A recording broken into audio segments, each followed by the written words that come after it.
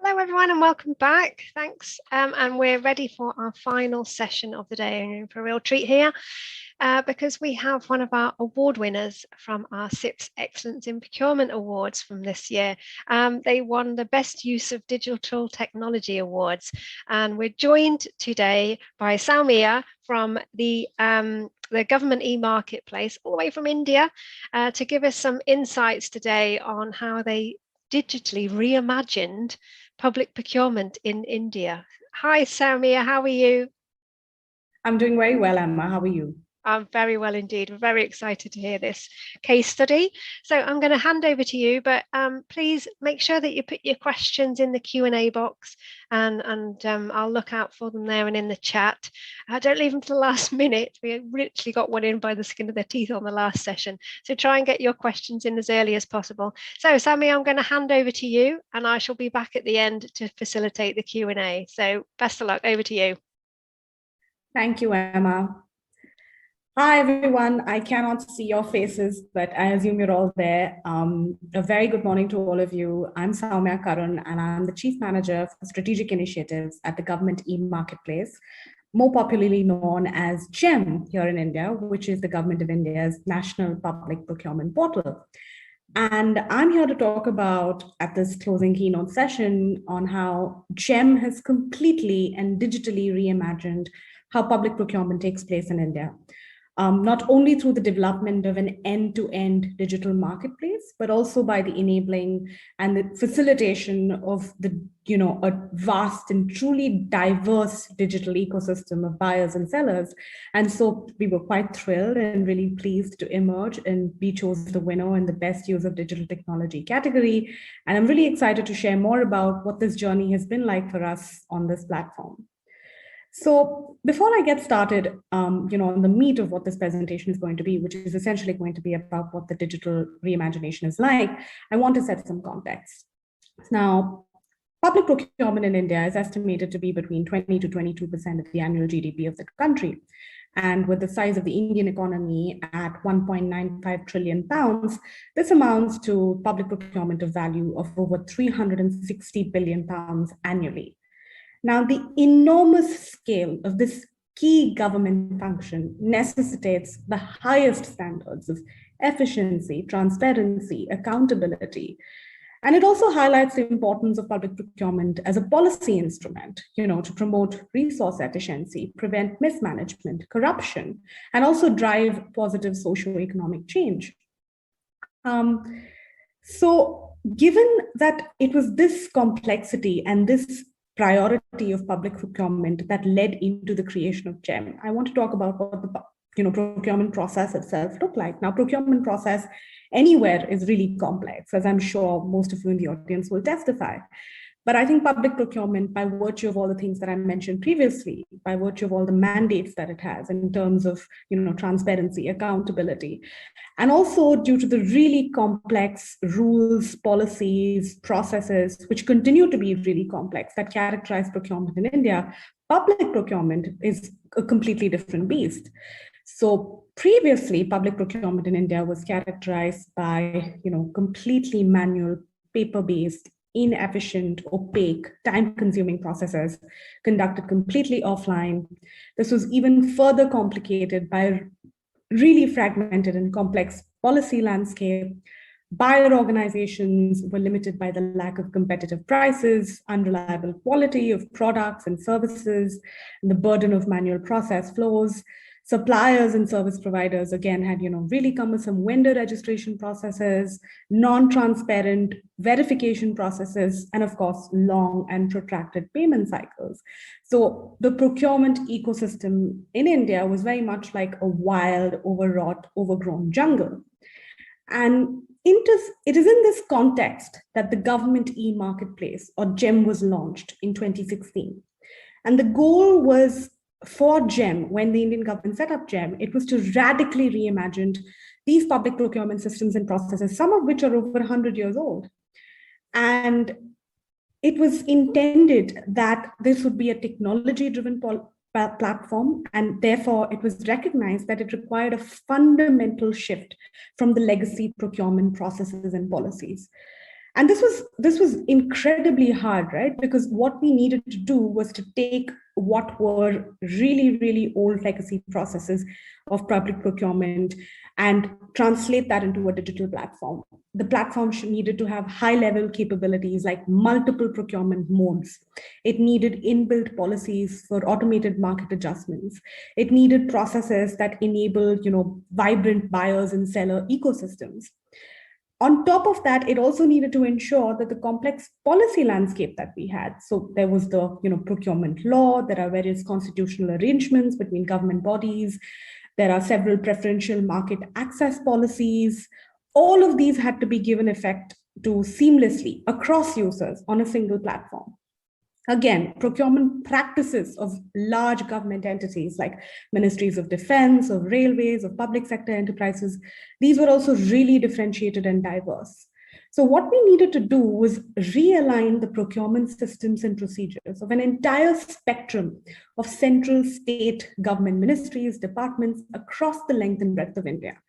And this has likely been one of the largest change management exercises undertaken by any agency globally. And GeM was able to do this and do this successfully through a very technology-led approach, supplemented with aggressive user-focused design and development. And we've been fairly successful. So I want to take you through what it looks like right now. We are looking at a cumulative transaction value as on date of $22 billion. We actually, on this financial year, as on date, we've done around 10 billion pounds, which is exactly, which is over 50% of what the GMV was, the gross merchandise value on the platform was last year. We have over 56,000 buyer organizations. We have over 3 million sellers and service providers. We have nearly 10,000 product categories with over 3 million product catalogs. And nearly almost over 57% of our total order value share actually comes from MSMEs. And I think all of these figures are a testament to our users' growing faith in the platform, particularly the supplier base in India. And this is why we like to say that, GeM has been nothing less than a paradigm shift for how public procurement is thought about and conducted in India. So to begin with, I also want to, before I jump into what this means, what this looks like in terms of a digital platform, there are 3 core values that have guided the design and development of every feature, every functionality, every initiative that GeM runs. And the first of that is transparency. The second one is efficiency, along with cost savings. And the third is inclusiveness. And GeM is being compared to Amazon and a lot of the huge e-commerce marketplaces, private marketplaces around the world. But what we've been able to do is take a procurement process that was around 6 to 9 months and move that to 7 to 14 days, which has completely changed the way buyers and sellers interact with each other. And of course, it has been able to also drive substantial cost savings in public procurement. So that we had an independent assessment of the World Bank, which was done last year, which showed that GeM was, by its very existence, enabling an average savings of almost 10%. And this was due to a higher number of bidders per tender, which was again indirectly driving inclusiveness as well.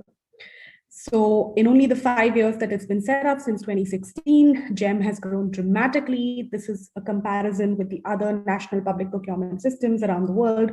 So compared to Chile Compra, GEBIZ, and Coneps, which is the Korean national public procurement platform, which was set up well before GeM was. While our annual GMV is perhaps not as comparable to Coneps, you can see that in terms of both supplier bases as well as buyer base, we are substantially ahead of most of these platforms.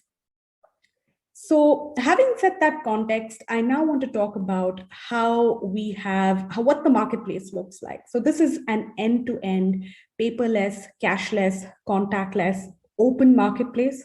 It's a trust-based system. The entire registration process takes place online.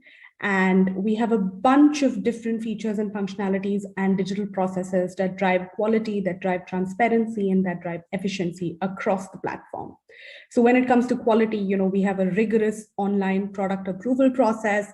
We have system-driven market sanitization. We have intuitive catalog development. A lot of this is actually now being further built upon. We're leveraging AI and ML technologies, and I'll be talking about that a little later in the presentation.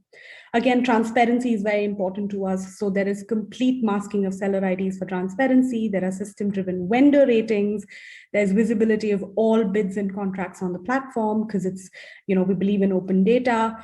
And of course, efficiency, where we want to make the procurement journey as easy as possible for both buyers as well as sellers. So there are multiple procurement modes as per the policies and processes for different organizations, as per the law, standardized specifications across catalog, and really easy to use marketplace, filters and a bunch of other things that make it a really, really easy carting process and as close to an e-commerce purchase as possible. And all of this has been possible because our approach at every level has been extremely user-focused, but grounded both in technology and data. So we're continuously upgrading our features and functionalities. And the focus has been, on process efficiencies, on information sharing, on faster procurement cycles. And we're working with a consortium of technology vendors to be able to do this as well. So this is just a quick look at the different multiple procurement modes that we offer. I want to quickly take you through what are the features that have been designed to facilitate ease and efficiency for buyers. So to begin with, buyers benefit from a diverse and rich range of products and services. They benefit, from an open marketplace, which means it's a high quality, sanitized marketplace. There are competitive prices, and they have a range of statistical tools that allow them to assess price reasonability, which becomes very, very important in the context of resource efficiency. Again, all relevant information that is required for decision-making by buyers, for participation by sellers, is digitized, it's accessible, it's easily consumable, and extremely secure. Similarly, we also recognize that sellers face a lot of challenges. And, we have one-stop shop for all kinds of procurement modes that we have, whether it's a bid, whether it's a reverse auction. We have direct access to every government department across the length and breadth of India, across the 29 states and union territories in India.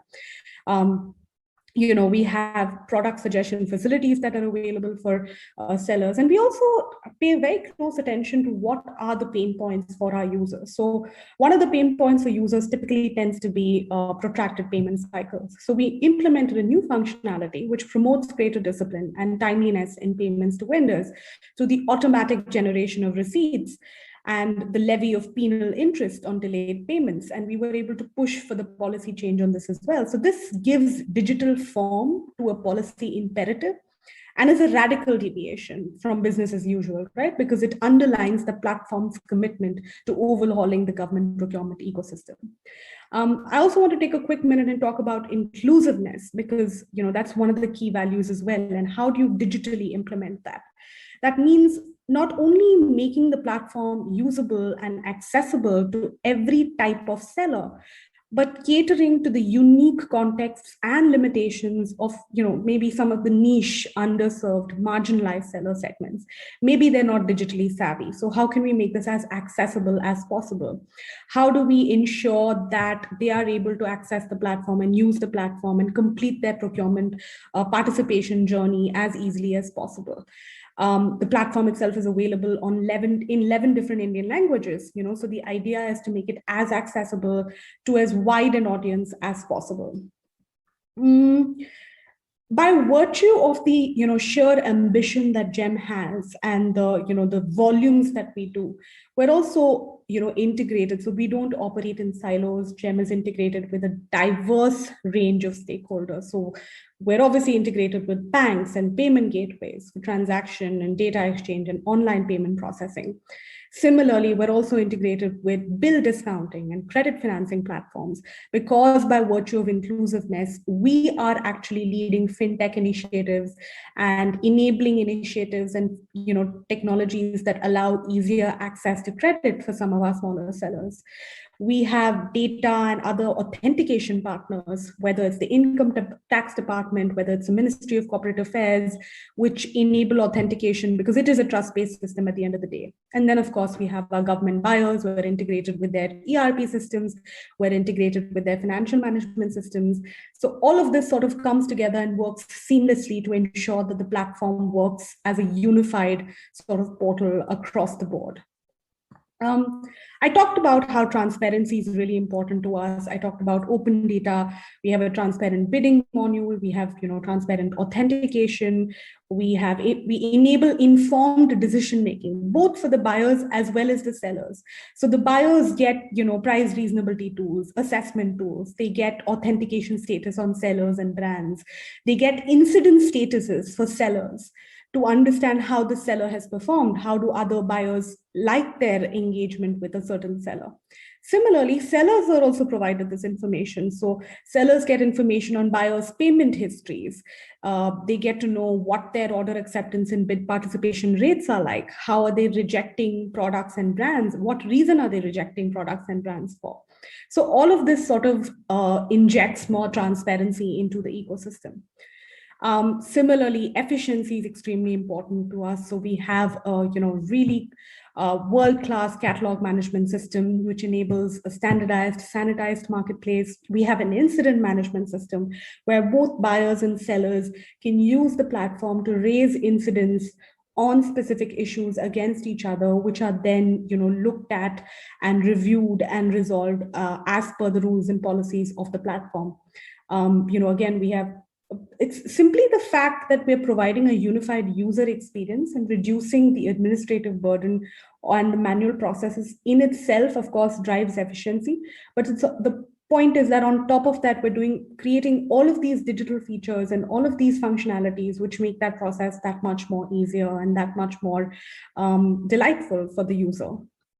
So to give you a quick sense of what price reasonability tools are, they help buyers see what price trends are for the product or the service that they're procuring. They're able to compare this with other marketplaces. So, other marketplaces like Amazon or Flipkart here in India, what that looks like in private marketplaces. And even within GeM, they're able to see what other sellers are selling similar products at. There are ratings for sellers. The idea is to have a really strong data-driven, we spend a lot of time on this in developing a model that accurately reflects a rating that accurately captures what a seller's performance is like. So it's based on, how soon they're delivering things, how often they meet their orders and things like that. So there's coverage, there's timely delivery, there's quality of order fulfillment, reliability. And this incentivizes sellers to perform better as sellers, and it also gives the information to buyers to be able to make sure that their procurement decisions come through. Again, buyers are also incentivized to not sit on payments, to choose to finish off payments as soon as they're due. So they're classified as red, green, and orange. And all of this is happening on the digital platform. Nothing is manual. So this helps, again, sellers make those informed decisions. And sellers, for instance, will not be penalized for rejecting orders from red buyers. And red buyers are those who have payments due for more than 70 days post the generation of the receipt. We have an integrated incident management, which I told you about earlier, which is used by both buyers and sellers, where they can raise issues for any pre-contract or post-contract deviations. So anything that's wrong with the product catalog, anything to do with their authorization, all of that becomes pre-contract issues. Similarly, anything that is after the contract has been placed, after the award has been made, any issues that arise vis-a-vis between the buyer and the seller can also be raised and managed and resolved exclusively and entirely on the platform. And of course, it's the foundation for the unified procurement system for India. So cybersecurity and information security is a key focus area for us. Multiple layers of security measures, authentication checks, global security best practices, all of that is being implemented. So this has been the journey so far, and what we've been doing over the past couple of years, more so over the past year, since late 2020 and now over 2021 is actually beginning to build on top of this, leveraging AI and ML and other emerging technologies across business processes. We're trying to use AI. We've already implemented AI ML on, natural language processing for catalog management, including automatic tagging and text description. It's being used in GeM, which is our intelligent virtual assistant to aid buyer and seller journeys.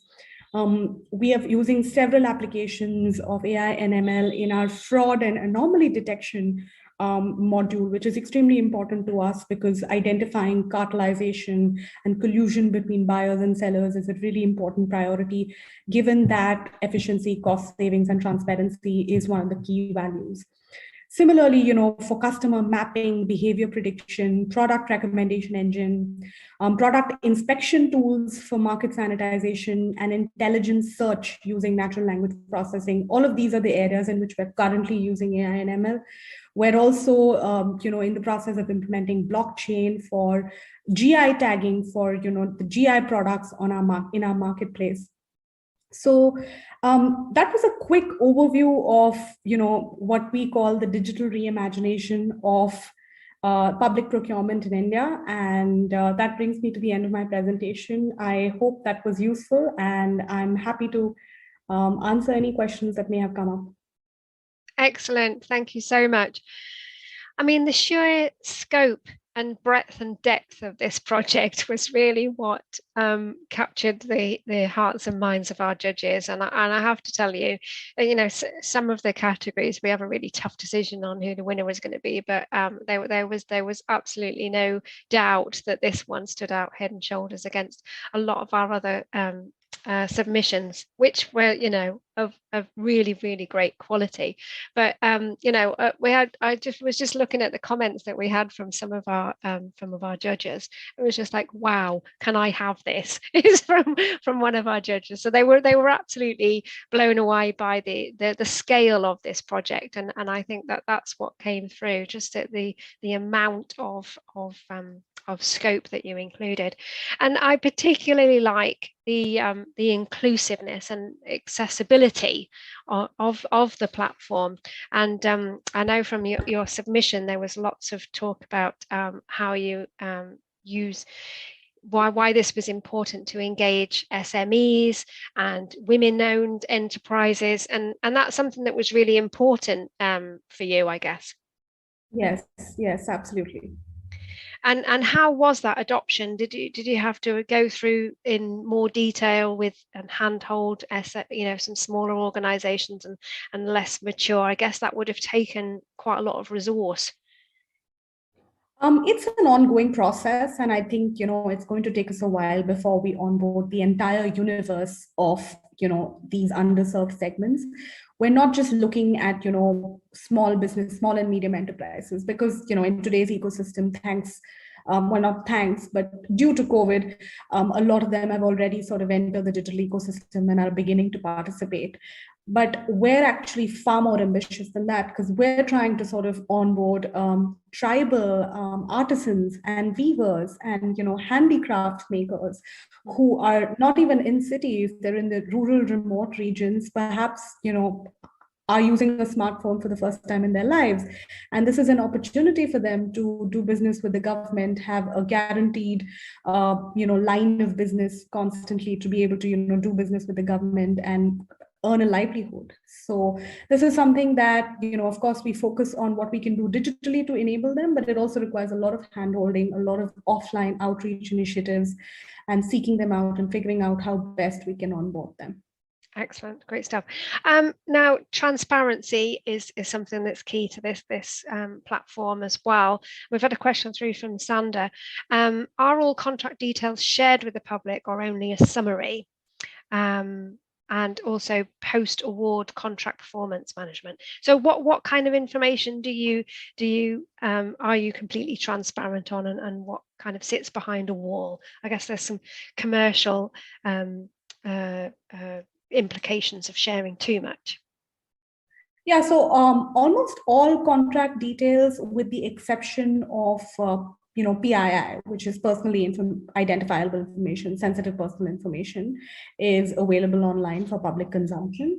I think because we are only sharing awarded post bid contracts, the commercial sensitivity of things are a little bit less important, but otherwise all information is available on the platform for the public to use, and we're trying to make that even more accessible and easier in terms of perhaps instead of just uploading PDFs, which is what it is right now, which is not necessarily the easiest thing for people to consume, especially researchers.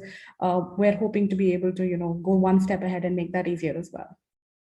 And is there a threshold for like a contract value in terms of suppliers getting onto their platform, or is it no matter what contract value you have? No, it's a completely open platform. There is no contract value whatsoever. Anybody from a small artisan who is making, clay pots and wants to sell it to the Ministry of Tourism, to biggest defense manufacturers making I don't know, submarine parts. Every kind of seller and supplier and service provider is onboarded and it's free to register. There's no cost at all. There's no threshold. And another question came through: how do you accredit suppliers to ensure that they are following good, safe, and ethical practices? So for a lot of the categories where it is important for buyers to have, to be reassured that the product is of a certain quality and authenticated and verified, we have a rigorous product approval. So we have two processes. We have a product approval process, and we also separately have a vendor authentication and verification process.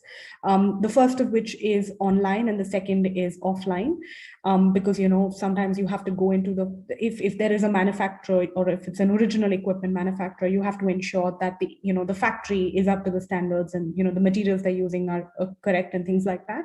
So we have these processes which are really rigorous and robust, that ensure that products are authentic and verified. Excellent. And there's another question.